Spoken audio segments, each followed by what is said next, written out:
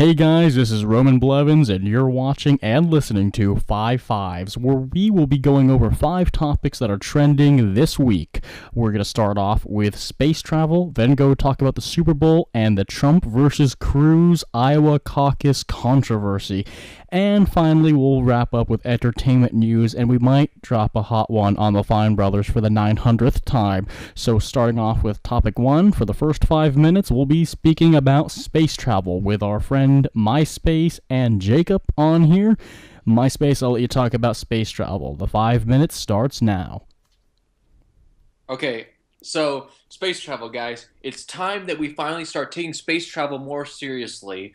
Recently in the news, Neil deGrasse Tyson had some beef with a rapper who calls himself B.O.B. He took to Twitter saying that the Earth is flat, and then Neil deGrasse Tyson got into a debate with him. Guys, I know the simplest way we can end this whole debacle over the whole flat Earth thing, and that is by simply developing better space technology to get people to go into space, and we can get it into a common enough situation where everyone can go into space. Therefore, everyone will see that what the Earth truly looks like. Now, based on what we know so far, it appears that the Earth is round, and it probably will continue to be that way. But just to be certain, let's go into space. Same thing with the whole moon landing thing. Some people claim the moon landing was fake, that the United States never went to the moon. Well, guys, I know a great solution to that. Let's start building spaceships again and fly to the moon and find out. I mean, what kind of a that's not a bad situation at all. Same thing with going to Mars. The Mars mission, I think it was in 2020. There's been some issues with that as well. I can't remember what exactly the issues were, but basically there's a stalling going on, there's derailing. So now, why am I bringing up space travel in general? Because I'm bringing it up in general because, like, it's important for the future of humankind. I believe that our destiny is in the stars, and also because it's been a few decades since we last went to the moon. Like, people sometimes, like, they bring up the anniversary of the space missions. Like, I remember a few years ago, like, when Neil Armstrong passed away, there was a lot of talk about about his missions to the moon. And I'm sorry, folks, but I wasn't as, like, emotionally up in arms about it as other people were, for lack of better words. Everyone dies I, eventually. I was more focused on how that since he's passed away, how we made very little progress since then. So we need to focus more on going into space. It will also be good for the economy. It will bring more jobs to the economy. It will develop new businesses such as mining. If you go to new planets, you go to no doubt, space mining is going to be a massive industry in the future. Definitely. It's already been characterized in science fiction films, and for good reason. Trade, transportation, going to different planets, paying to be able to do that. Again, the idea of starting a new life, like how we're all living in the U.S. The idea of starting a new life off, well, in the future, people will have that same mindset, like going to a whole new planet instead of going to a different country, to start a new life, to look for better opportunities to prosper and things like that.